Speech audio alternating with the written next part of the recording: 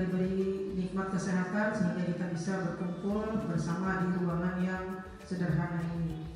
Yang terhormat Kepala TK Negeri Pembina Kuala Pembuang, yang terhormat Ketua Pengelola KB Pembina, serta guru-guru pendidik yang ada di KB dan TK Pembina. Baiklah, langsung saja hari ini kita bersama-sama berkumpul di sini, yaitu dalam acara penyebaran pemahaman budaya positif di sekolah TK Negeri Pembina Kuala Pembuang. Adapun program ini yaitu program dari Guru Penggerak Angkatan 9 Kabupaten Seruyan. Adapun acara pada hari ini yaitu doa, sambutan dan penyampaian materi. Yang pertama yaitu kita buka dulu acaranya dengan membaca Bismillahirrahmanirrahim bersama-sama. Bismillahirrahmanirrahim. Untuk memperlancar acara ini kita tidak lupa berdoa bersama. Kita akan tundukkan kepala sejenak dan doa bersama. Berdoa mulai. Berdoa selesai.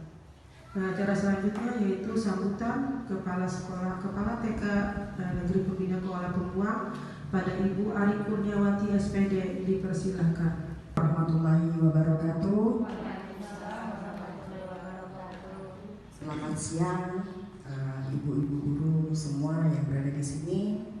Terima kasih atas kehadirannya. Pada hari ini kita akan melihat,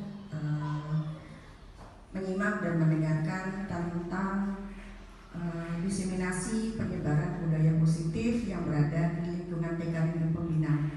Nah, acara ini adalah sekaligus tugas ya dari rekan kita Ibu Rusnawati yang masuk ke dalam CGP Angkatan ke-9 Kabupaten Seruyan. Semoga acara ini nanti dapat berjalan dengan lancar dan apa saja nanti disampaikan oleh Ibu Rusnawati ini dapat bermanfaat untuk kemajuan kita, baik itu nanti untuk diri kita pribadi, secara pribadi sebagai pendidik. Harinya nanti itu sudah sesuai atau memang perlu ada perubahan, perlu perbaikan. Dan nanti apa yang disampaikan Ibu Rusnawati nanti tolong disimak dengan baik oleh ibu-ibu semua yang berada di sini, dan semoga membawa kebaikan untuk sekolah kita. Amin. Begitu saja yang saya sampaikan. Mudah-mudahan acara ini berjalan lancar dan bisa membawa dampak positif bagi diri kita dan sekolah kita. Amin.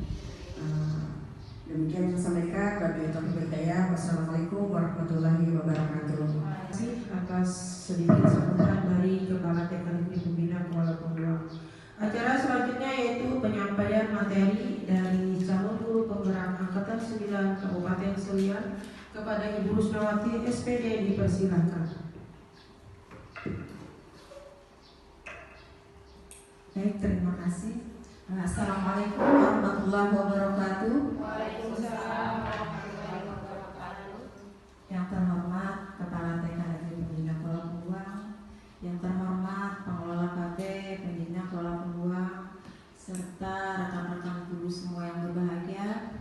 Terima kasih saya ucapkan sebelumnya kepada Ibu Ari Kurniawati selaku Kepala TK Pembina yang selalu mensupport dan mendukung kegiatan yang saya ikuti. Juga terima kasih kepada rekan-rekan semua yang bersedia hadir untuk hadir di sini dalam rangka kegiatan tugas budaya positif yang saya dapat di pendidikan program guru penggerak ini. Baik, tetap semangat. Semangat. Baik, karena sudah menjelang siang kita berdiri, kita tepuk semangat dulu ya Ibu. Diingatkan tepuk semangatnya Pak Guru, Pak Guru.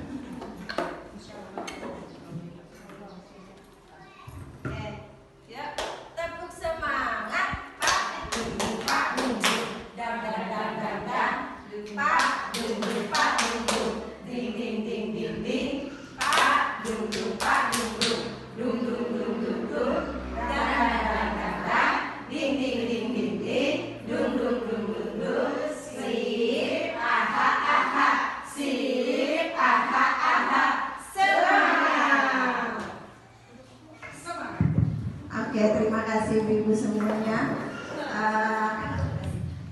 Selamat datang Ibu Guru hebat. Mari belajar bersama, berkolaborasi. Mari saling mendukung mewujudkan disiplin positif di sekolah kita yang tercinta ini.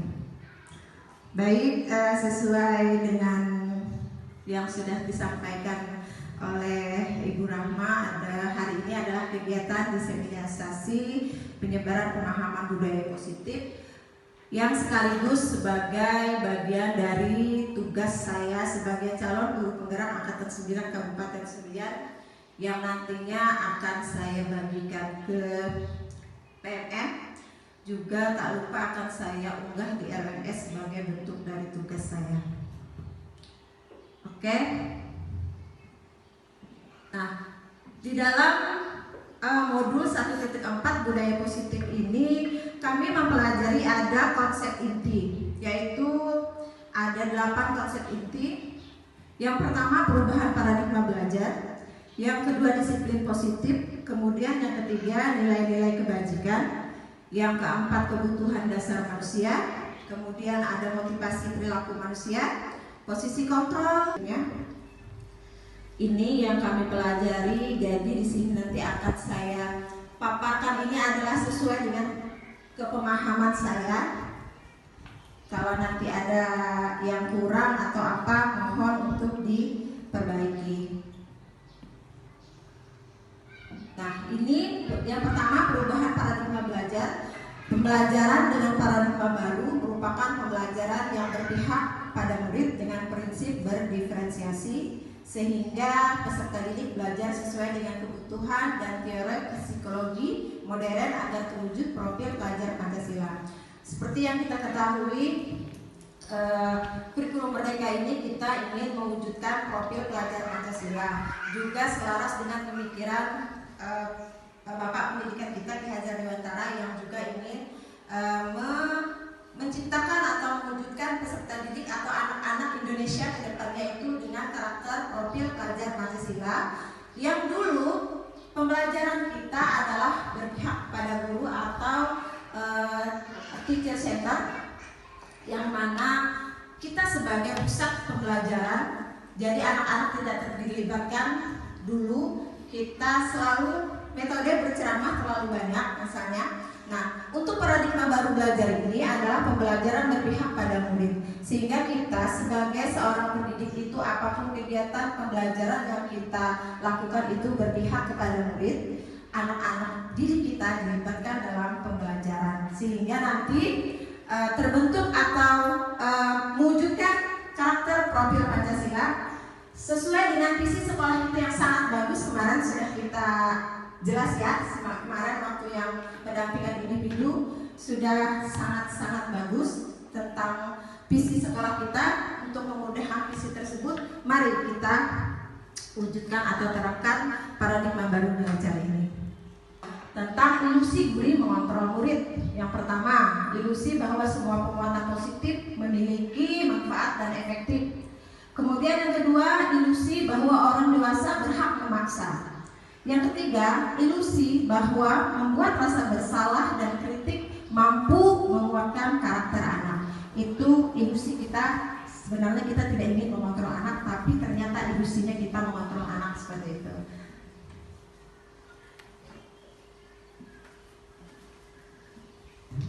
Nah, kemudian ini bagaimana seseorang bisa berubah dari paradigma stimulus respon ke pendekatan teori kontrol yang diciptakan oleh Stephen R. Covey, yang dia mengatakan bila kita ingin membuat kemajuan perlahan-lahan, sedikit-sedikit ubahlah sikap atau perilaku Anda. Namun bila kita ingin memperbaiki cara-cara utama kita, maka kita perlu mengubah kerangka acuan kita. Ubahlah bagaimana Anda melihat dunia, bagaimana Anda berpikir tentang manusia. Ubahlah paradigma Anda, skema pemahaman dan penjelasan aspek-aspek tertentu tentang realitas. Nah, di sebelah ini ada tabel stimulus respon dan teori kontrol. Nanti bersama-sama juga ibu-ibu bisa melihat yang mana yang lebih efektif untuk kita terapkan, kita sebagai orang tua maupun sebagai pendidik di sekolah, yang mana nanti kita merubah nih dari stimulus respon, kita merubahnya ke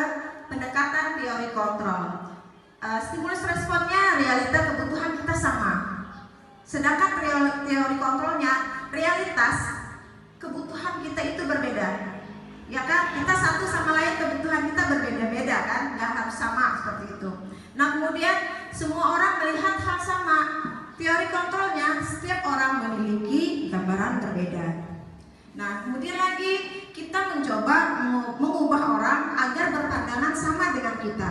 Ternyata kita berusaha memahami pandangan orang lain tentang dunia. Stimulus respon, menang atau kalah. Sedangkan di teori kontrol, model berpikirnya menang gitu. Jadi tingkat semangat atau motivasinya itu lebih tinggi.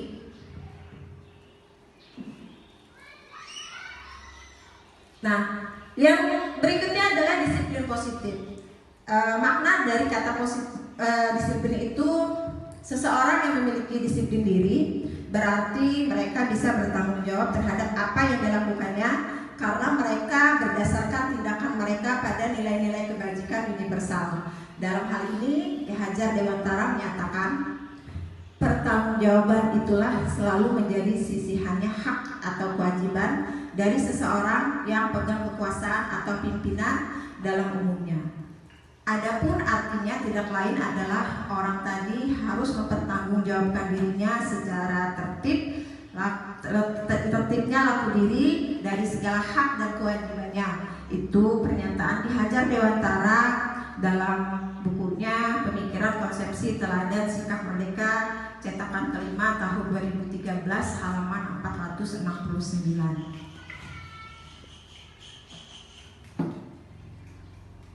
Nah, di dalam budaya positif juga terdapat nilai-nilai kebajikan. Budaya positif itu mengandung nilai-nilai kebajikan universal, nilai-nilai kebajikan secara keseluruhan. Apa nilai kebajikan? Nilai kebajikan itu nilai yang disepakati kesamaan dulu, lepas dari suku bangsa, agama, bahasa maupun latar belakangnya.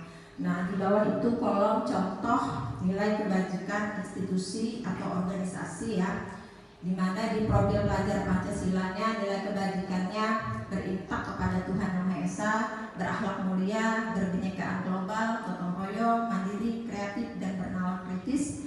Kemudian dalam PYP toleransi, rasa hormat, mandiri, menghargai, empati, kreativitas, kerjasama, percaya diri dan komitmen. Kemudian di dalam keterampilan hidup dapat dipercaya, lurus hati, menghargai orang lain, berperilaku baik.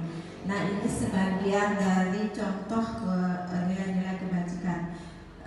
Masih banyak lagi ya yang bisa kita ambil, kita terapkan sebagai nilai-nilai kebajikan anak-anak kita di rumah.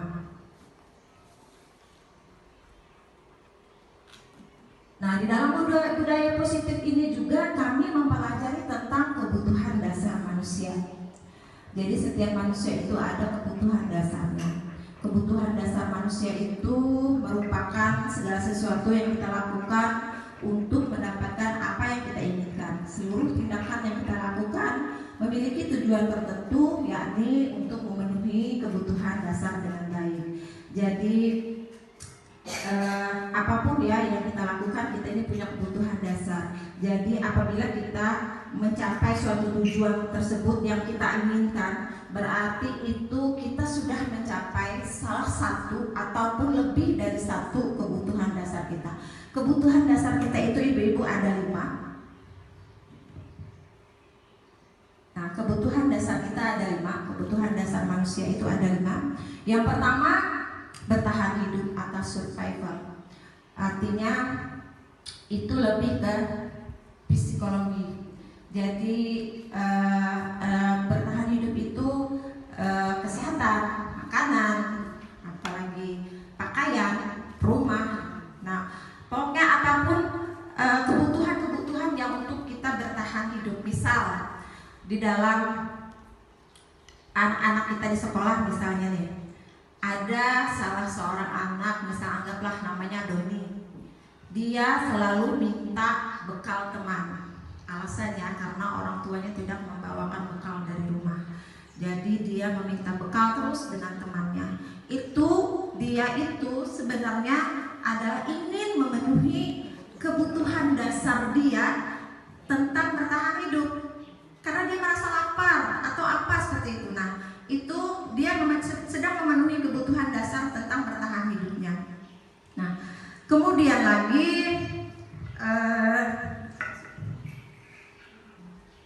ada kasih sayang dan rasa diterima. Semua kita mungkin perlu ya namanya kebutuhan kasih sayang dan rasa diterima. ke psikologis ya.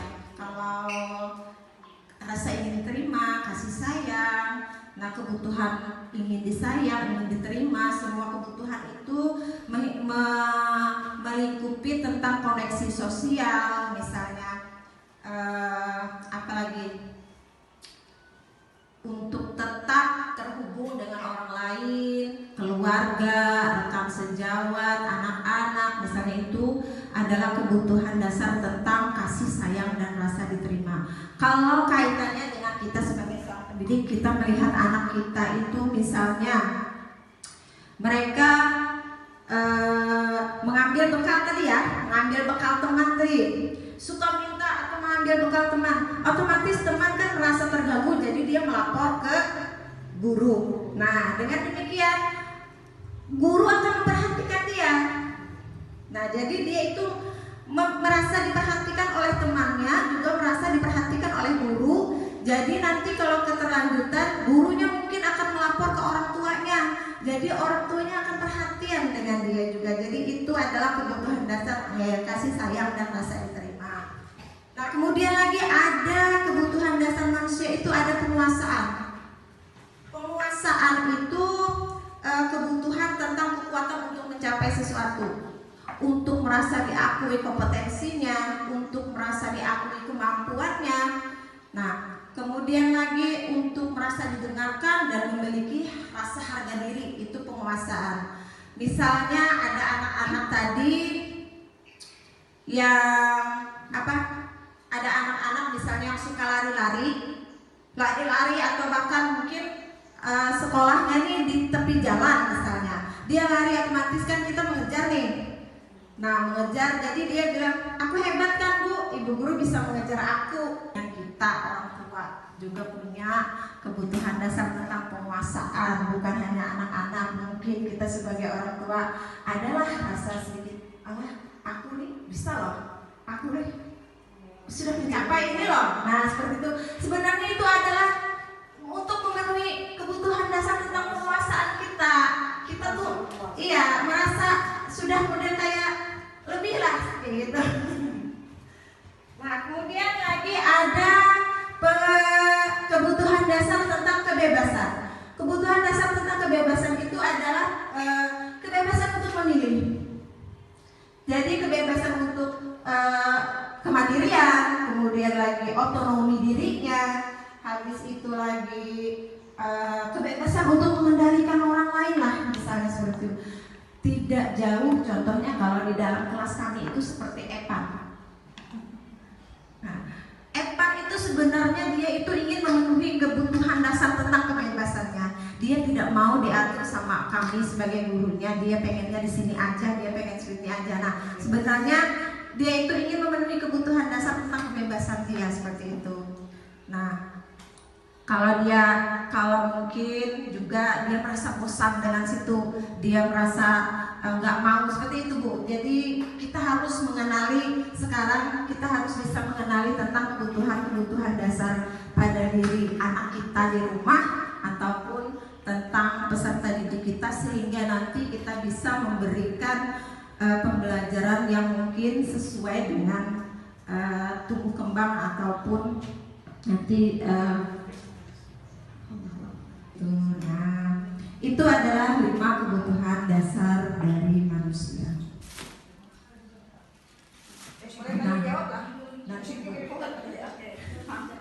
Setelah selesai sesi Bu.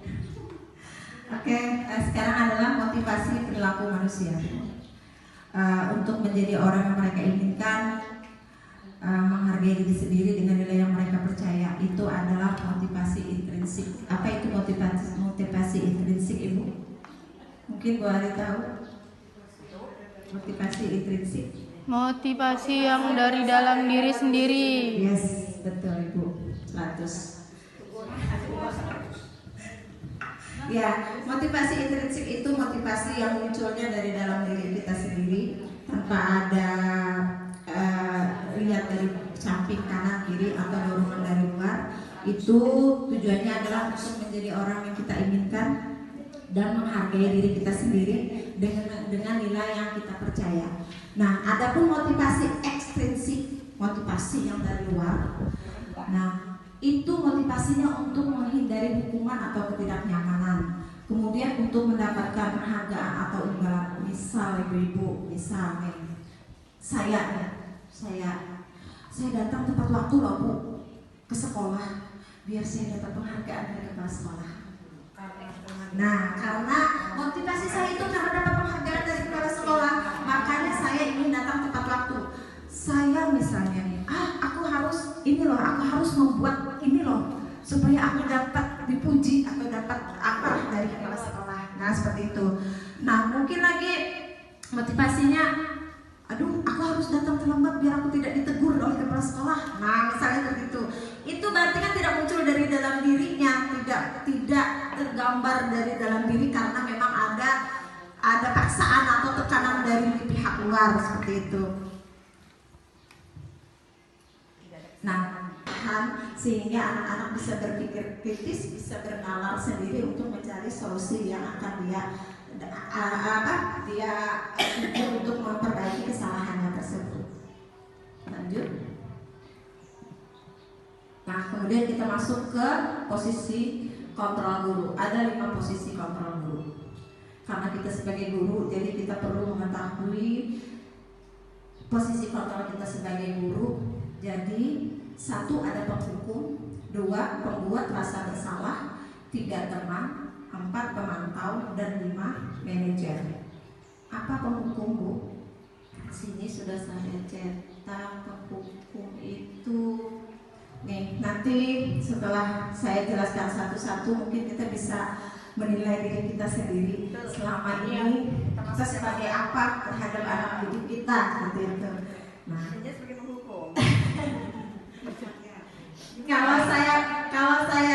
kalau ulun pikir Bu, kalau untuk di SD mungkin penghukum, tapi kalau di TK, kalau untuk penghukum rasanya tidak. Kita lebih banyak ke sini. Ya, pembuat rasa bersalah ataupun teman. Nah, itu kadang kalau ulun pribadi, ulun yang prakteknya tuh nah selama ini karena belum mengetahui apa sih semua ini seperti itu. Nah, rasanya oh iya selama ini saya ini rasanya membuat rasa bersalah atau sebagai teman seperti itu. Nah, penghukum guru, penghukum itu seorang penghukum itu bisa menggunakan hukuman fisik tadi ya, hukuman fisik maupun verbal. Kemudian orang-orang yang menjalankan posisi penghukum senantiasa mengatakan bahwa sekolah memerlukan sistem atau alat yang dapat lebih menekan murid-murid lebih dalam lagi. Biasanya guru-guru menerapkan posisi penghukum akan berkata misalnya, patuhi aturan saya atau awas. Nah, seperti itu. Habis itu lagi, kamu selalu saja salah. Seperti itu Bu. Jadi biasanya penghukum itu dia berkata dengan menghardik suara keras, kemudian lagi mata melotot biasanya, menunjuk-nunjuk. Kadang memang ulun jadi rumah semua ini semua masuk semua. Kalau sebagai orang tua ini masuk semua nih. Ya. Nah, nada yang keras. Nah, hasilnya dari menghukum murid kita itu mungkin dia merasa jadi pendendam, kecewa, atau mungkin bersifat tahan, sehingga anak-anak bisa berpikir kritis, bisa bernalar sendiri untuk mencari solusi yang akan dia untuk memperbaiki kesalahannya tersebut. Lanjut. Nah, kemudian kita masuk ke posisi kontrol guru. Ada 5 posisi kontrol guru. Karena kita sebagai guru, jadi kita perlu mengetahui posisi kontrol kita sebagai guru. Jadi 1 ada penghukum, 2 pembuat rasa bersalah, 3 teman, 4 pemantau, dan 5 manajer. Apa penghukum Bu? Sini sudah saya cetak. Penghukum itu nih, nanti setelah saya jelaskan satu-satu mungkin kita bisa menilai diri kita sendiri selama ini kita sebagai apa terhadap anak didik kita gitu itu. Nah,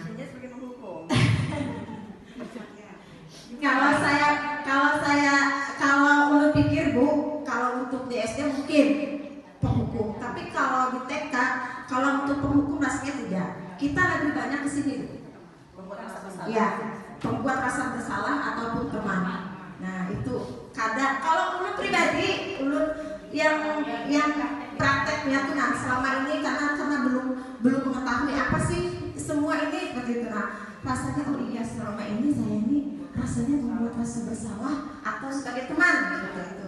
Nah, penghukum guru penghukum itu seorang penghukum itu bisa menggunakan hukuman fisik tadi ya, hukuman fisik maupun verbal. Kemudian orang-orang yang menjalankan posisi penghukum senantiasa mengatakan bahwa sekolah memerlukan sistem atau alat yang dapat lebih menekan murid-murid lebih dalam lagi. Biasanya guru-guru menerapkan posisi penghukum akan berkata misalnya, patuhi aturan saya atau awas.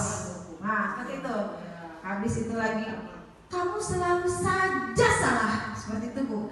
Jadi biasanya penghukum itu dia berkata dengan menghardik suara keras, kemudian lagi mata melotot biasanya, menunjuk-nunjuk. Kadang memang Ulun jadi rumah semua ini semua masuk semua. Kalau sebagai orang tua ini masuk semuanya.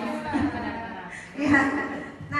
Nah dari yang keras. Nah hasilnya dari penghukum murid kita itu mungkin dia merasa jadi pendendam, kecewa, atau mungkin bersifat aneh. Gimana manajer tuh? Kalau di perusahaan itu kan ada yang namanya manajer. Nah, di mana guru berbuat sesuatu bersama dengan murid, mempersilahkan murid mempertanggungjawabkan perilakunya, mendukung murid agar dapat menemukan solusi atas permasalahannya sendiri. Itu manajer. Seorang manajer telah memiliki keterampilan di posisi teman maupun pemantau.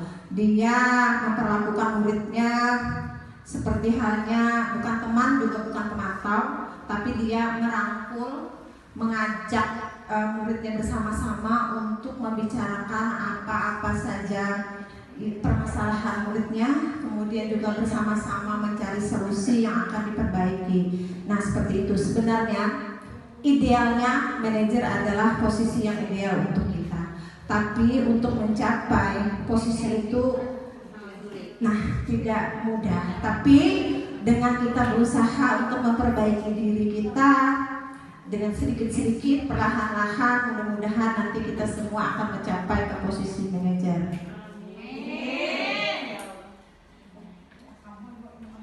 Nah ini tadi Bu ya posisi kontrol tadi.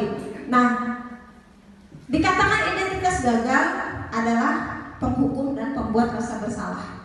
Itu dinamakannya identitas gagal Bu ternyata. Nah perilaku kontrol negatif itu. Nah dikatakan identitas berhasil atau sukses teman pemantau. Dia dikatakan sukses tapi masih ada kelemahannya tadi. Yang kalau teman dia ketergantungan, kalau pemantau tadi murid akan merasa tidak nyaman juga. Nah yang paling ideal kontrol diri yang sukses itu adalah manajer. Nah Bu, keyakinan kelas banyak ya Bu ya, keyakinan kelas. Nah mengapa keyakinan kelas? Mengapa bukan peraturan kelas? Yang namanya keyakinan kan diyakini. Kalau seseorang meyakini sesuatu, dia pasti akan berbuat melaksanakannya dengan tanggung jawab kan ya, daripada kita sodorkan dengan sederet aturan-aturan secara tertulis. Begitu juga dengan anak murid kita. Nah kemudian keyakinan kelas itu bersifat abstrak, berupa pernyataan universal tadi, kemudian dibuat dalam pernyataan positif, tidak perlu banyak. Yang bikin gambar-gambar, ada misalkan mungkin bermain bersama, ada anak saat membersihkan mainan, ada saat berdoa, ada salam sama ibu guru, kemudian ada anak makan duduk seperti itu. Nah dari gambar itu kita akan berdiskusi kepada anak, jelaskan sama anak hari ini kita mau bikin keyakinan kelas atau kesepakatan kelas, buat supaya kelas kita aman, tertib seperti itu. Nah kami lihat gambarnya, ini apa? Menjaga kebersihan karena buang sampah di tong sampah. Oke, setuju apa tidak? Setuju, setuju, simpan. Ini gambar apa? Berpelukan sama teman, berarti saling sayang sama teman. Nah itu. Oke, setuju, setuju, seperti itu Bu. Jadi kemarin sudah kami tempel, yang setuju, yang keyakinan kelasnya sudah kami tempel di pohon keyakinan kelas itu, dan itu akan diingatkan setiap hari yang kita tempel. Dan setelah ditempel, tanda setuju anak kita bubuhkan cek jempolnya. Cek jempol di gambar, setiap gambar keyakinan kelas, karena memang kan sebenarnya kalau tingkat yang lebih besar dia bisa mengemukakan pendapat. Aku ingin kemarin juga satu-satu anak-anak saya beri pendapat ya, Billy ya. Kamu maunya kelasnya seperti apa? Bersih, bilangnya satu. Aman, bilangnya kan. Nyaman, kan satu-satu nih. Apa aja yang maunya, nah seperti itu. Karena keyakinan itu disepakati bersama, dibikin juga bersama, mungkin yang kita harapkan kan mereka bisa bertanggung jawab dengan apa yang mereka sepakati atau apa yang sudah mereka laksanakan atau sudah mereka diskusikan bersama. Nah, itu kenapa bukan peraturan tadi? Karena peraturan kan kita yang membuat, satu pihak, bukan bersama mereka, seperti itu.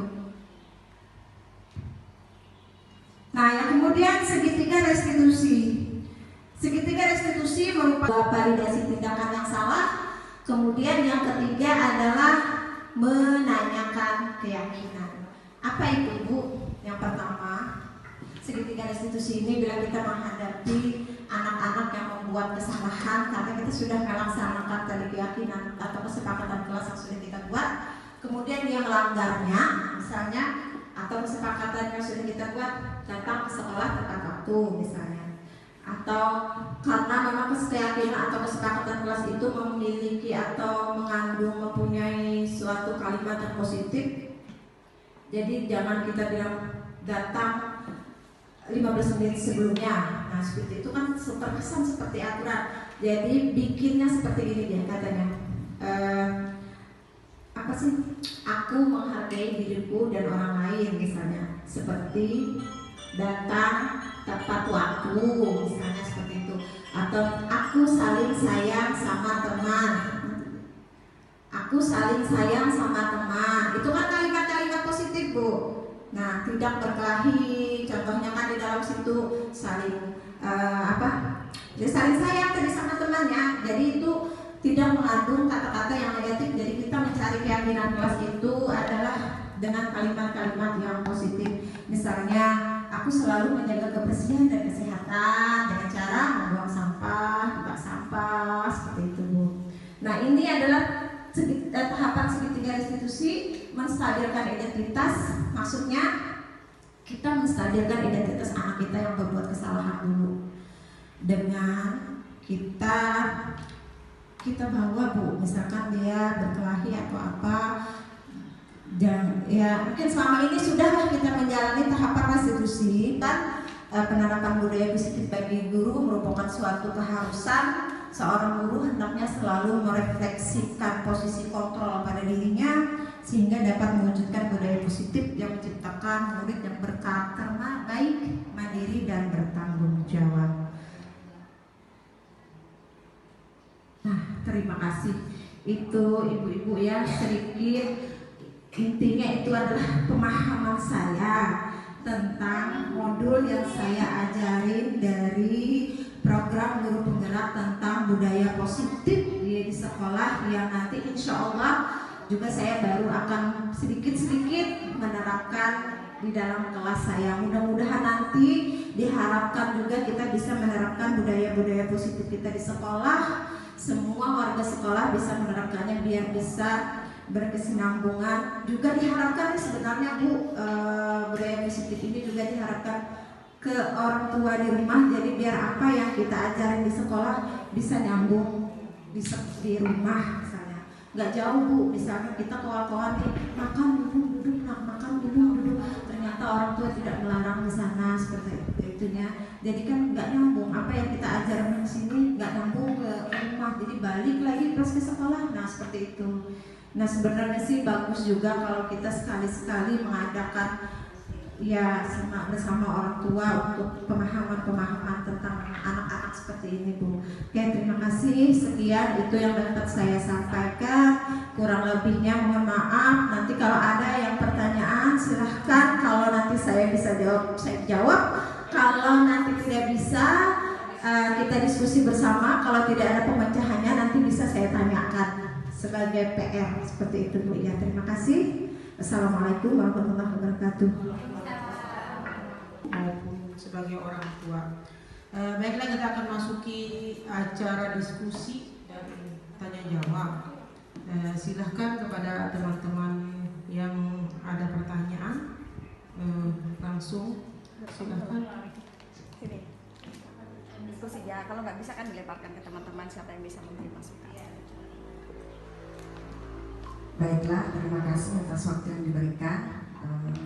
Mungkin ini jadi ajang diskusi juga untuk sekolah kita. Misalkan pertanyaan ini yang perlu kita bahas nih, yang ibaratnya yang dekat dengan kita yang sudah kita lakukan sehari-hari. Jadi tentang penanaman keyakinan tadi, tentang keyakinan kelas ya. Selama ini mungkin dari kita ini dari masing-masing kelas, di masing-masing mobil kita sudah melaksanakan itu, tapi memang untuk pelaksanaannya itu tidak terkoordinir, tidak terstruktur. Jadi kadang dilaksanakan, kadang tidak dilaksanakan. Kadang peraturan yang ada pun dilanggar oleh anak-anak, tapi itu konsekuensinya kadang tidak diingatkan oleh guru dan lain sebagainya. Nah itu untuk yang di lembaga yang TK. Nah untuk kelompok bermain, apalagi ya ini untuk penanaman keyakinan di dalam kelas untuk anak-anak seusia anak-anak di kelompok bermain. Untuk kita membentuk keyakinan di dalam kelas, apakah itu sudah bisa ya dikomunikasikan ke anak-anak, sedangkan untuk pemahaman bahasa sendiri untuk anak-anak seusia itu kan masih agak susah. Ya, untuk kelompok A mungkin juga masih beberapa masih ada seperti itu. Apalagi untuk anak-anak kelompok bermain. Jadi mereka tuh lebih ke arah itu distrak terus apa? Begini loh, begini masih harus ya arahan terus kalau untuk anak-anak seusia kelompok bermain. Nah mungkin Ibu Rusnawati bisa ada pernah punya pengalaman atau ibu guru yang lain, kita bisa share sama-sama di sini nih. Bagaimana untuk anak seusia 2 sampai 3 tahun atau 3-4 tahun di kelompok A yang masih belum untuk memahami bahasa. Demikian, terima kasih. Ada yang mau menanggapi terlebih dulu? Mana yang sudah melaksanakan di kelompok bermain nih? Bagaimana Ibu yang bermain? Guru yang sama Langsung kelompok A. buat peraturan saja harus ditaati. Kalau bisa dikolaborasikan, kalau harus disepakati kan, Karena mereka belum mengerti bahasa, belum ngerti aturan, belum ngerti kita yang sebagai guru untuk mengajak mereka Ya. ini tidak boleh ini Langsung. ya langsung dari kita peraturan yang kita buat. ada langsung kita berikan contoh kepada mereka. Kalau untuk kita ajak model yang Langsung asuhan, dia ya, sudah bisa. komunikasi diskusi kan. Sudah bisa. Oke, kalau kembali ke saya ya. Iya. Gini, kalau misalkan sampah tidak buang sampah sembarangan kan kalau Iya. kebiasaan kan. Sudah bisa. Nah, itu kan melalui contoh-contoh kebiasaan seperti itu. Nah, nanti kalau misalkan tidak buang sampah di tempatnya, buang sampahnya sembarangan, nanti tempat kita ada tikus, ada kecoa, tempat kita bau dan lain sebagainya. Ya mungkin seperti itulah ya kalau untuk usia itu. Nah, untuk peraturan-peraturan yang lain keyakinan yang mungkin belum bisa diterapkan seperti kadang anak-anak suka berkelahi, ya anak bukan mainan. Nah itu yang mungkin agak susah dikondisikan. Dia masih ego kan usia segitu egonya masih tinggi semua. Gitu. Ibu. Ya, terima kasih. Mungkin betul kata Bu Kaya sama Bu Ari juga betul, karena memang anak usia KB 2 sampai 4 tahun itu memang belum masanya untuk mengikuti dibawa untuk ya bisa dibawa diskusi, karena untuk berpikir dia belum arah ke sana, karena yang di dalam pikiran mereka adalah bermain.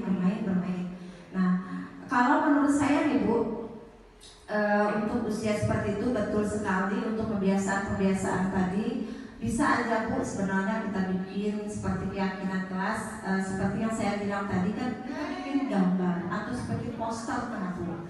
Di situ kan ada foto buang sampah di tempat sampah misalnya. Nah itu kita menjaga kebersihan setiap hari. Kami juga setiap hari kami bicarakan kepada anak-anak.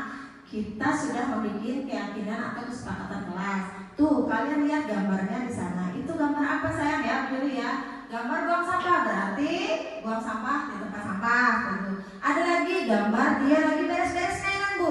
Kalau untuk kami gak usah banyak lah 3 mungkin. Untuk gambarnya mungkin. Nah ini gambar apa tadi yang sudah kita buat? Nah misalnya ada yang menjawab, misalkan ada yang beres mainan. Nah berarti saat selesai main kita bereskan sama-sama. Nah dengan juga kebiasaan-kebiasaan yang kita itu seperti apa? Misalnya aman Bu, misalnya bersih Bu, atau sayang Bu, atau apa seperti itu. Oke, berarti kalau kamu menginginkan kelas kita aman misalnya, kamu harusnya kita seperti apa misalnya? Nggak boleh berkelahi misalnya, berarti kan. Nah kita bikin sama-sama mereka. Sebenarnya sih seperti peraturan juga, tapi peraturan kan kita pihak sekolah yang mengolahnya. Karena keyakinan ini kita bersama anak. Begitu juga dengan sekolah, misalnya maaf Bu Ari, sekolah kan misalnya ini pihak sekolah yang menentukan. Kita guru yang sudah masuk misalnya sudah lama atau sudah ada nih aturan tata tertib sekolah kita, harus ini seperti itu kan. Oh ini ya peraturannya. Nah kan secara tertulis gitu Bu. Nah kalau kita membuat peraturan sekolahnya kita rangkum bersama, misalkan apa harusnya kita bikin keyakinan sekolah kita nih, kita pengennya sekolah kita maju, kita pengennya sekolah kita seperti apa, harusnya kita seperti apa misalnya. Kalau kita pengen sekolah kita seperti ini, maju dan dilihat orang atau apa. Nah apa yang kita lakukan, bagaimana kita bertindak gitu Bu. Misalnya, oh disiplin kita harus ditingkatkan misalnya. Nah karena bersama-sama kita membuat ini, kita bertanggung jawab. Kita yang tahu misalnya, oh iya peraturan apa keyakinan kesepakatan kelas kita yang membuat. Berarti aku harus bertanggung jawab, bukan dari karena peraturan sudah ada tertulis dulu gitu. Nah itu jawaban Mak. Kalau rubahlah peraturan kelas menjadi keyakinan kelas. Bisa dimasukkan tuh. Bisa Mak. Tapi cari kata-kata yang lebih positif Mak. Ya maksudnya kan kayak gini supaya mereka itu lebih tertib dalam kelas, itu kan ada peraturan di kelas tuh. Mereka tahu iya kan dalam kelas kita kan sebelum belajar kita nanti saat ibu menjelaskan kita kan harus mendengarkan beliau kan ada kan peraturan yang kalau kita buat keyakinan berarti itu kan dimasukkan dalam keyakinan Masukkan dalam keyakinan tapi disepakati dulu dengan anak-anak perempuan Mak. Berarti dimasukkan dalam keyakinan satu anu aja ya, satu untuk keyakinan kelas aja. Ya, satu keyakinan antara satu arah. Dari situ ya, tuh lihat di sana di pohon. Lihat pohon ya? Ya, nanti kita tempel di sana. Boleh? Ibu minta tolong nanti ditempel. Dulu ya. Rosila deh, ini sudah ibu kasih lemnya, sudah tinggal tempel. Sini, tempel sini nah. Nah, oke, terima kasih. Sekarang Azalia.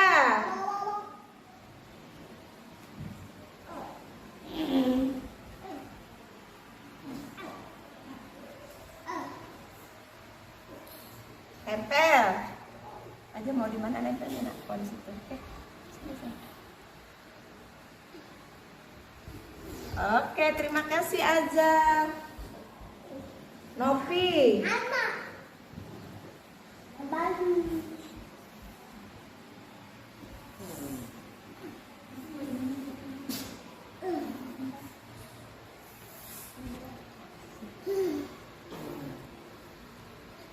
Oke, Novi. Dela. Dela di bawah aja. Ada Dela lah, Dek.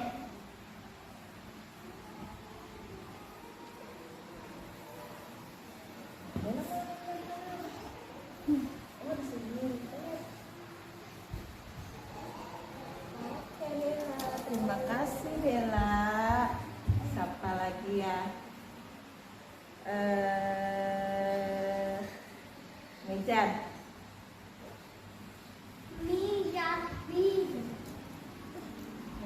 Lihat. Ini orang bersalinan sama ibu guru. Ya, tempel di atas. Yes. Kanan.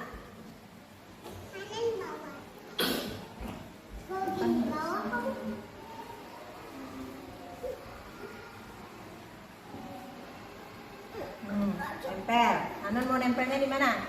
Ini. Iya. Gilbert.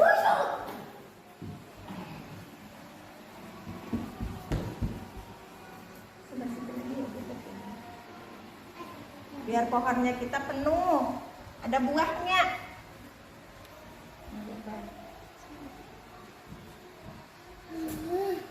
Yes, oke.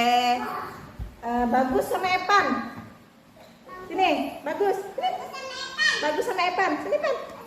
Epan gak usah. Epan gak usah. Epan gak mau. Oke. Ntar sini. Yes. Kasih bagus. Apipa.